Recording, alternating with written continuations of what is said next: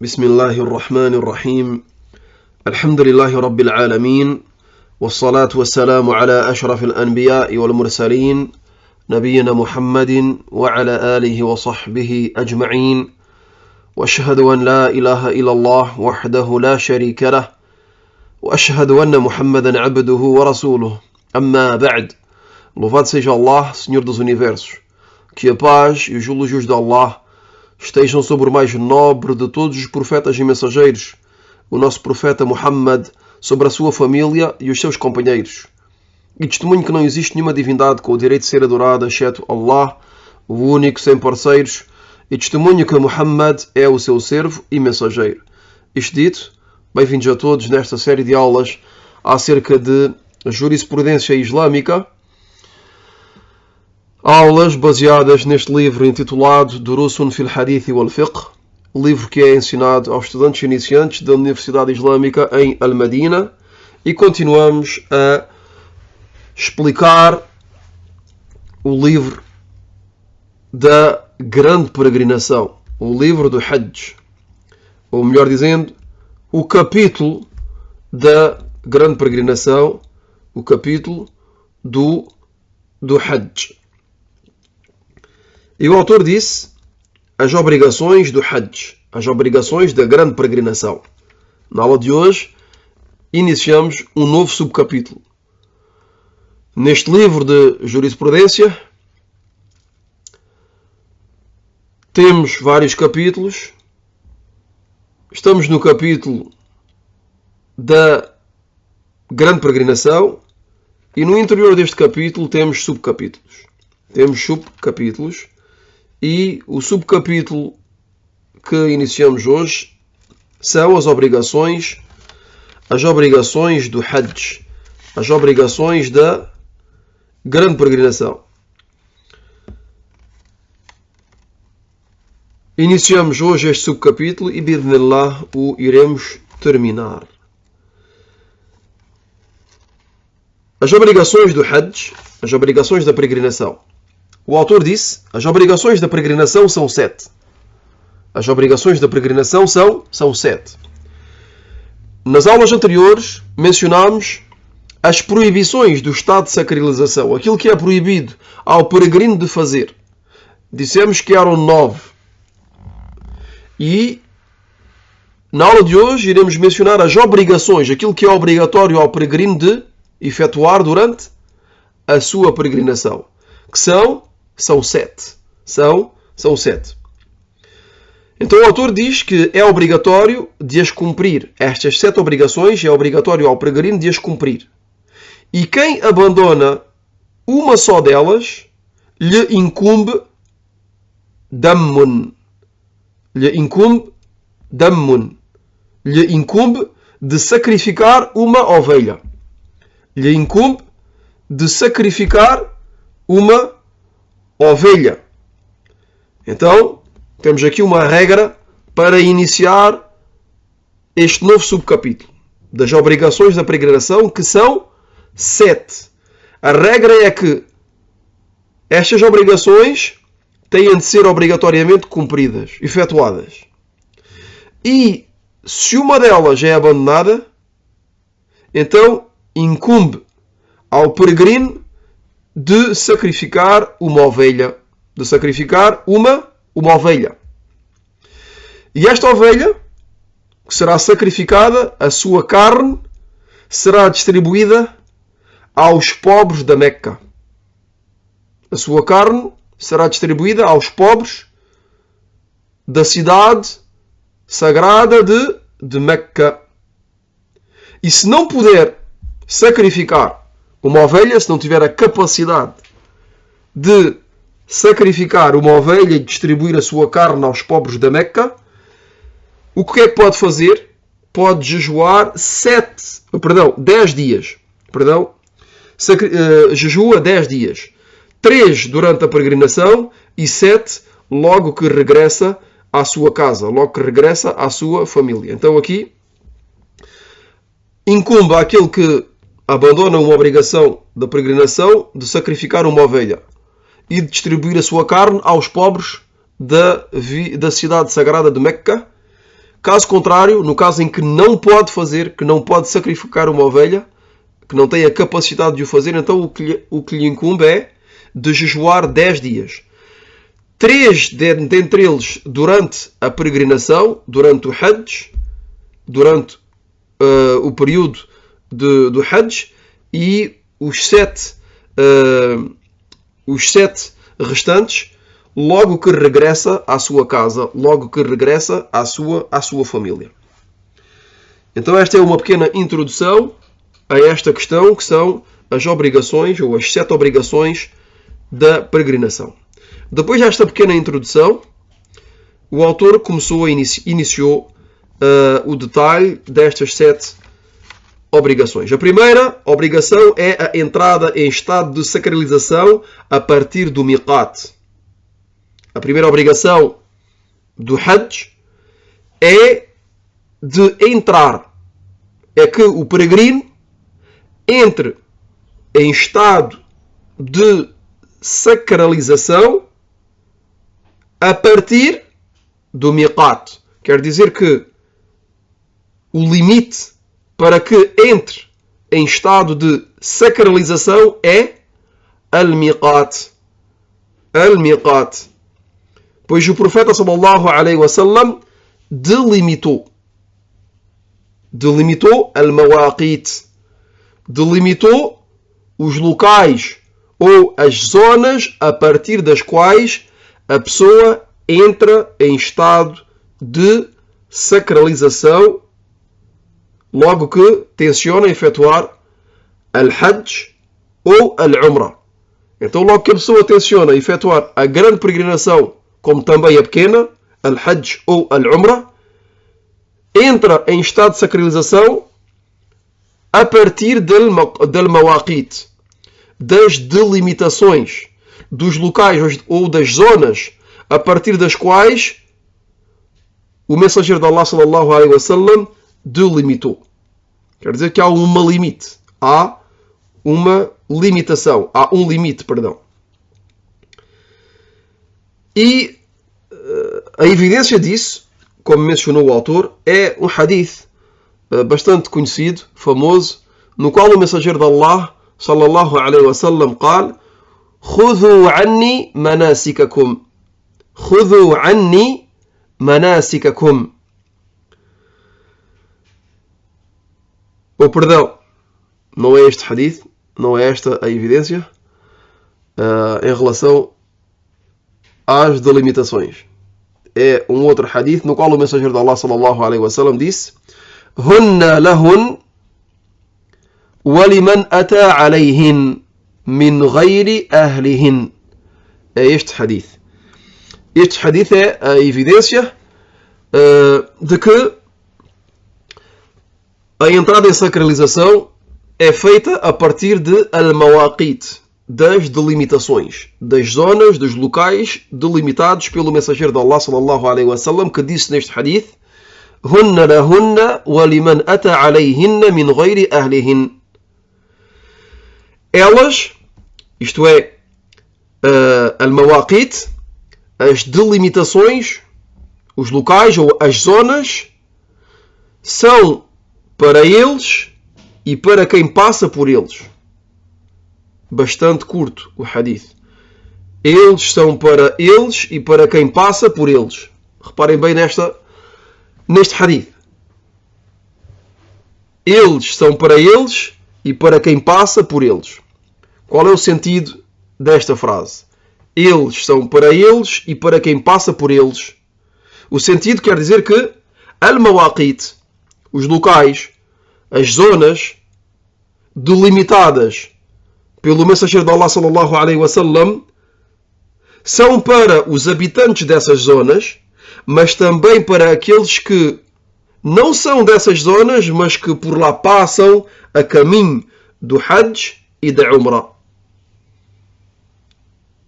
Simples. Repito, o sentido deste hadith: eles são para eles e para quem passa por eles, quer dizer que al-mawaqit, as zonas, os locais delimitados pelo mensageiro de Allah sallallahu alaihi wasallam para entrarmos em estado de sacralização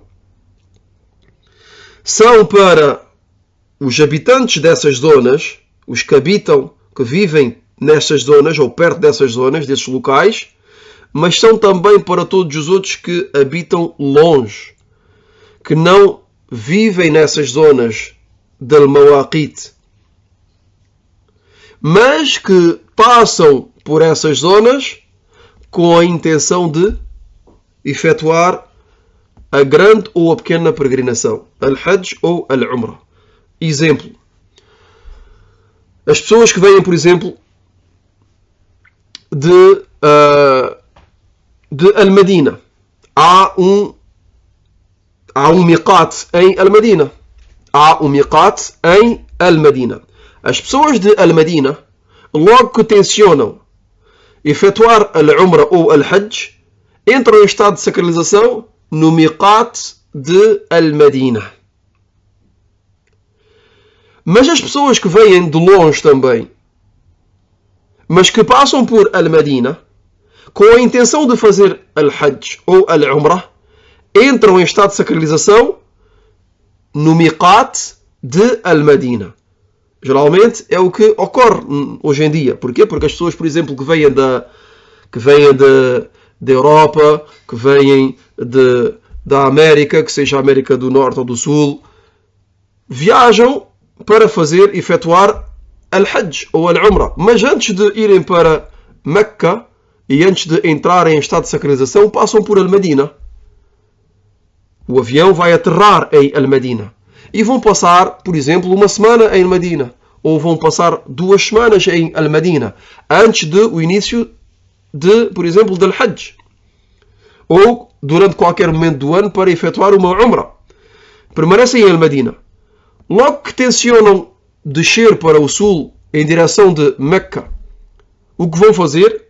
Vão entrar em estado de sacralização no miqat, no local no qual se entra em sacralização em Al-Madina. Este é um exemplo, a fim que esta questão seja clara para todos.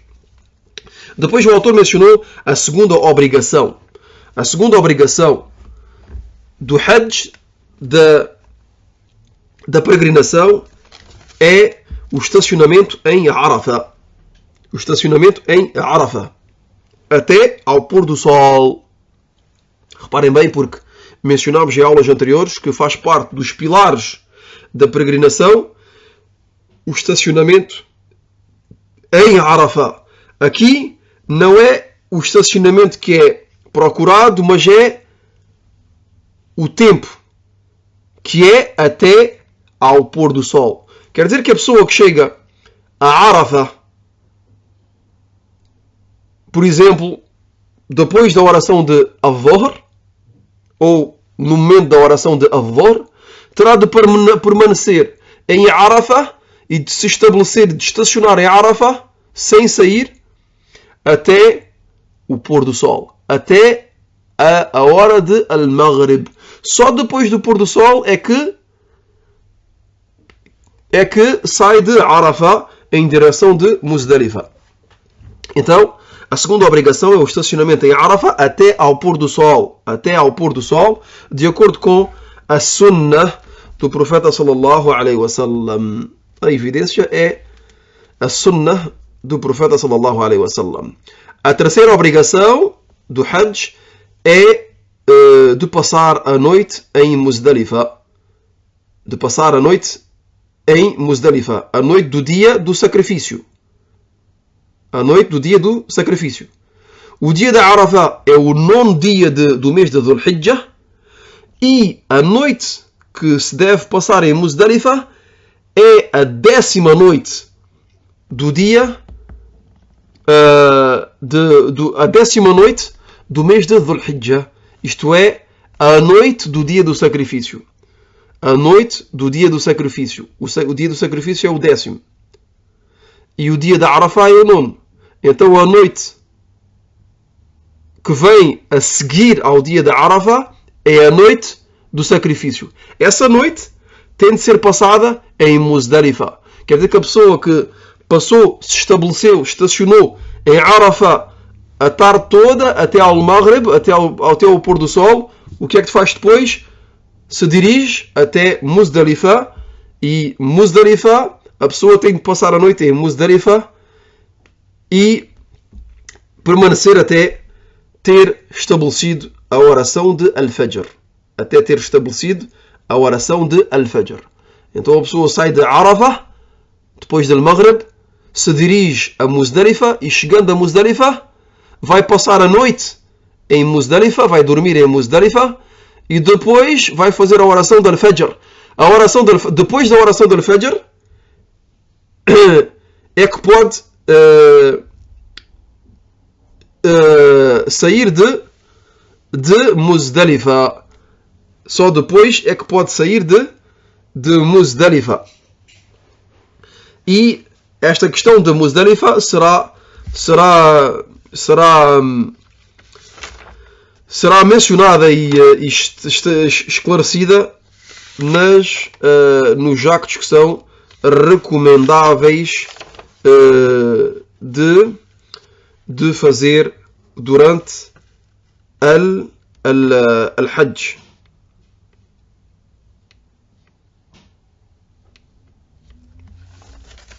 Então, esta terceira obrigação é de passar a noite em Muzdalifa, a noite do dia do sacrifício, até ter estabelecido a oração de Al-Fajr, de acordo com a palavra do profeta sallallahu alaihi wasallam: "Khudhu anni manasikakum".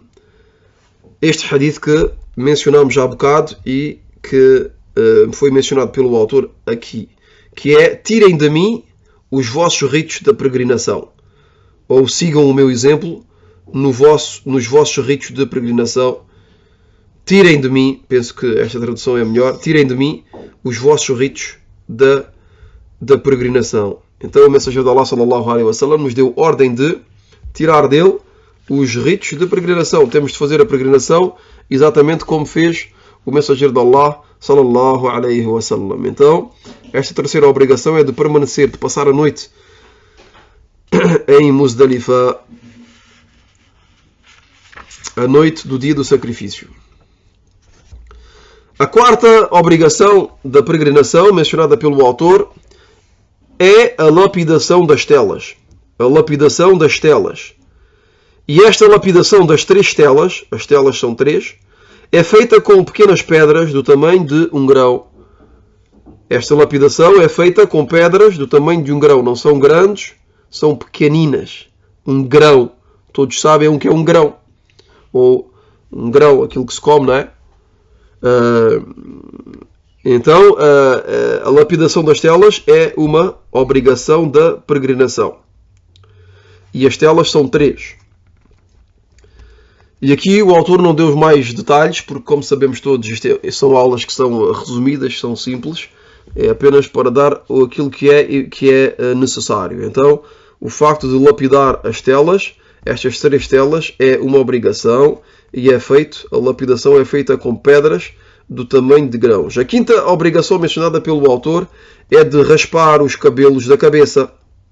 É de raspar os cabelos da cabeça ou de os cortar. Então aqui a pessoa tem a escolha entre rapar a cabeça completamente com uma gilete ou de cortar apenas uma parte do cabelo e deixar outra parte. O melhor é de rapar, mas é autorizado de cortar. O melhor é rapar, e é a sunnah. O mensageiro de Allah sallallahu alaihi wasallam rapava o cabelo e, aliás, invocou em favor daqueles que rapam o cabelo, mas é permitido de cortar e de não rapar. E isto é específico aos homens. Atenção, isto é específico aos homens. Quanto às mulheres não rapam a cabeça. As mulheres não rapam a cabeça. As mulheres cortam apenas uma polegada. Uma polegada equivalente à falange de um dedo. Reparem nisto, é importante. As mulheres cortam apenas o equivalente de uma falange de um dedo. É bastante pequeno. Equivale a 1 centímetro ou 2 centímetros. É apenas uma pontinha do cabelo. E não é obrigatório de cortar o cabelo todo.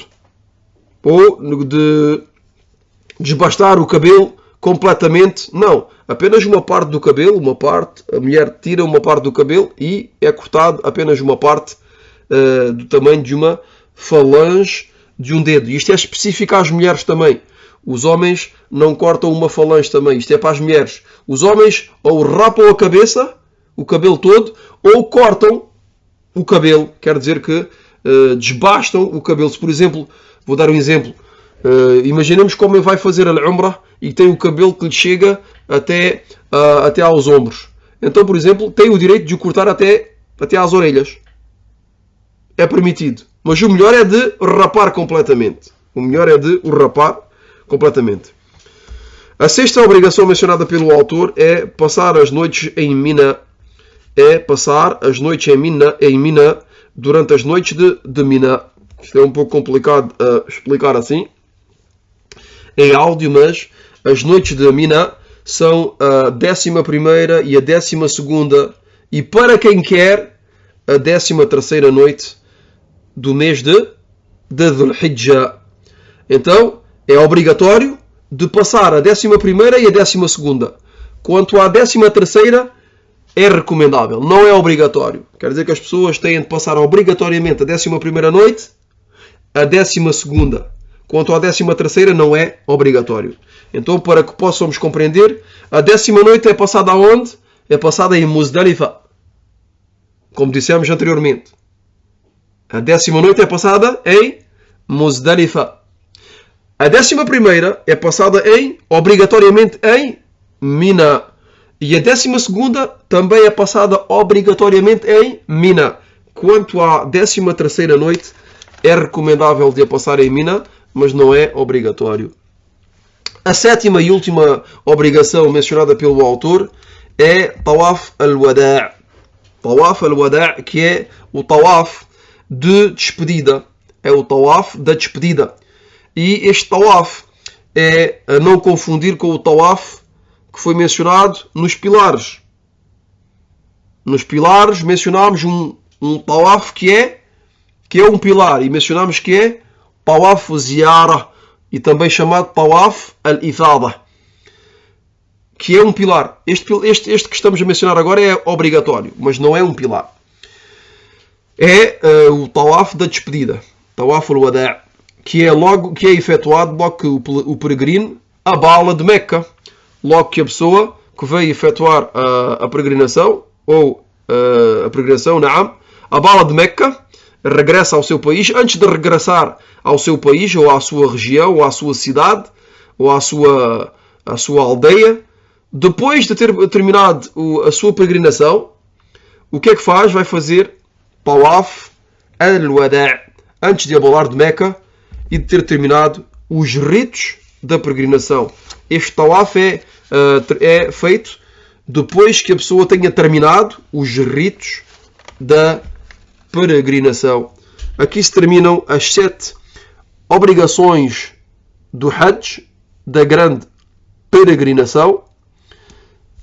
Foram mencionados de maneira resumida e rápida pelo autor e não acrescentamos nada àquilo que disse o autor. Como dissemos várias vezes, são aulas simples, apenas para dar aquilo que é essencial. هذا والله أعلم وصلى الله وسلم على نبينا محمد وعلى آله وصحبه أجمعين.